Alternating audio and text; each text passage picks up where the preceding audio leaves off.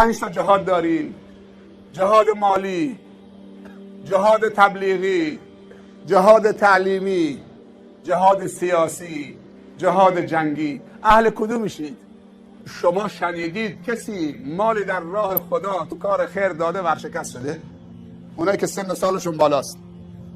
آیا تو عمرتون شنیدید کسی مال خیر کمک میکرد، این اون زکات میداد، مال خیر میداد، صدقه میداد، کمک فقیر و یتیم میکرد، برنامه های خوب، قرآن چاپ میکرد، کتابخانه دایر میکرد، مدرسه درست میکرد، ورشکست شده چون کار خیر میکرد؟ من نشنیدم، از بابام هم نشنیدم. بابام 104 سال عمر کرد، خدا رحمتش بکنه. یه روز به من نگفت کسی از کار خیر و پول خیر ورشکست شده. اما سوال بعدی، شما شنیدید که فلان میلیونر تاجر منطقه خیلی مال و ثروت داشت، افتاد تو عیاشی، منقلی شد، تریاکی شد، تو فحشا افتاد، شرابخور شد، ظالم شد، ورشکست شد؟ تا دلت بخواد میلیونر ورشکست شده. در پای پلاستیکی هم نداره الان. جهاد مالی، جهاد تبلیغی، CD ضبط کردن یک جهاد تبلیغی است، نوار ضبط کردن یک جهاد تبلیغی است. به جایی که به همه شام بدید هزینه‌ات بشه 2 میلیون.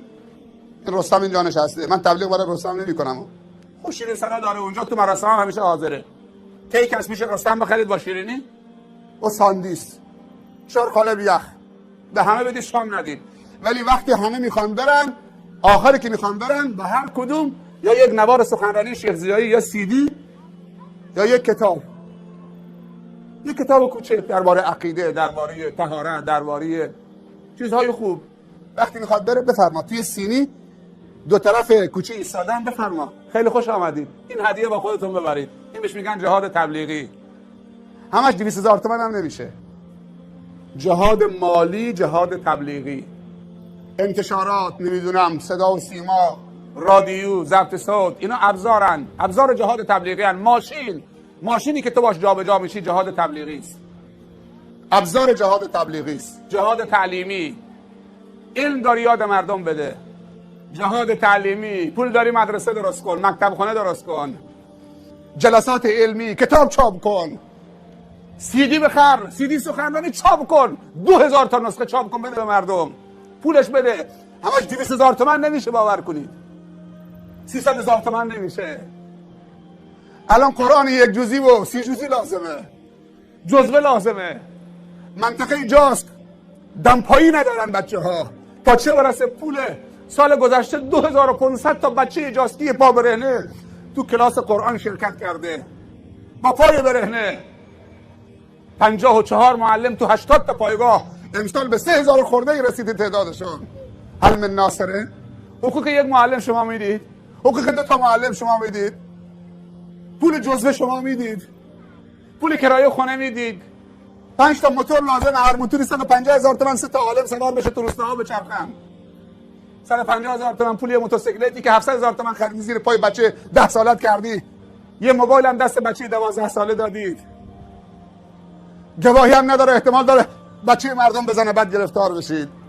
جهاد مالی، جهاد تبلیغی، جهاد تعلیمی، جهاد سیاسی، جهاد جنگی. تو دلت باید باشه که دولت اسلام باید برگزار بشه در کل جهان. این بینش سیاسی اسلامی باید داشته باشید. جهاد جنگی، زمانی که مسلمان ها اسلحه کنار گذاشتن، دشمن در اونها طمع کرد.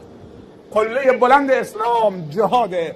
هر وقتی مسلمان ها جهاد رو کنار گذاشتن و از مرگ در راه خدا ترسیدن و دل به دنیا بستند و بزدل و جوان و ترسو شدن و از مقابل دشمن مقابله با دشمن غداری که قصد ناموس و قصد ممالک و اراضی و دین و اسلام مسلمین و قرآنشون کرده، ترسیدن و جهاد در راه خدا رو ترک کردن. خداوند اونها رو ذلیل میکنه و لباس ذلت بر تن اونها میکنه و این لباس از تن اونها در نمیاد مگر که به خود بیایند و یک بار دیگر به خدا رجوع بکنند و در خود بازنگری بکنند و حی علی الجهاد سر بدهند.